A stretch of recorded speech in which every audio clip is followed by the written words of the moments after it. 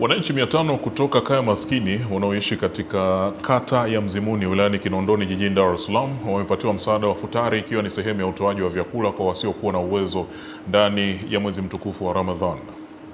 Zoezi la utoaji vyakula kwa wananchi hao lilizinduliwa na mbunge wa Kinondoni Abbas Talimba pamoja na diwani wa kata Mzimuni Manfred Lioto. Mheshimiwa diwani wa kata yetu Manfred Crispin Lioto ameendesha zoezi la kuwapa futari wananchi wapatao 500 kwenye kata yetu ya Mzimuni.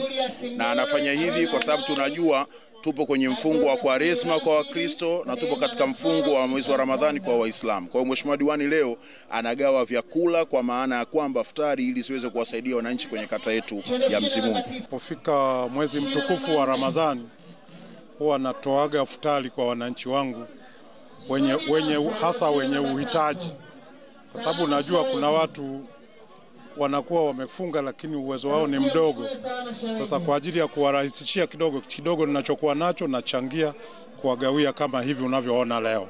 Akizungumza katika hafla hiyo, Talimba amewakumbusha wananchi wa kata hiyo kushiriki katika zoezi la kuboresha taarifa katika daftari la mpiga kura linaloanza rasmi kesho, huku afisa wa afya kata hiyo akitoa elimu na kusambaza vipeperushi vya kujikinga na kujua dalili za maambukizi ya ugonjwa wa Mpox. Ni wakati vile wa kwenda kutengeneza upya taarifa zao, na hata wale ambao wamepoteza kadi zao zile za kupiga kura waende kule ili waweze kupata huduma hiyo.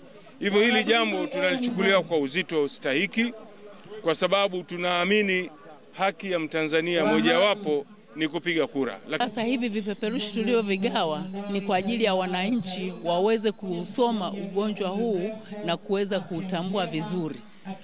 Maeneo yetu na sehemu zetu haujaingia, isipokuwa tumegawa kwa ajili ya kusoma na kuweza kutambua, wachukue tahadhari mapema kabla ya ugonjwa haujafika.